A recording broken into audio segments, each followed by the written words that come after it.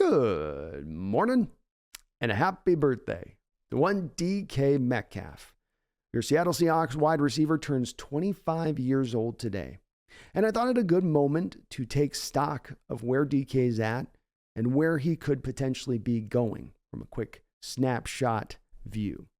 What's notable for me is that when you look at DK Metcalf through a historical lens, when you look at how he's done up against the greats of NFL history and their production before the age of 25, he stacks right up along with them.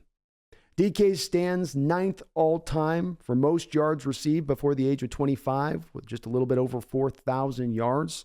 He stands 7th all-time in most receiving touchdowns before the age of 25. And what's notable about this list is when you look at the guys that are up ahead of him on this mark, these are not names of guys that were flash-in-the-pan players who burst onto the scene only to quickly then burn away. I'm talking Randy Moss, Mike Evans, Larry Fitzgerald, Justin Jefferson, DeAndre Hopkins. Names you'd recognize and know, guys that continue to sustain their performance on into their prime. Some even finding another gear, another level to their production. And indeed, I think that very well could become the case with DK Metcalf, where he is just starting to scratch the surface. He puts the fear of God in defensive coordinators' hearts to the tune of being double-teamed as much as any wide receiver in the sport. And despite those double teams, he has still accumulated this level of production.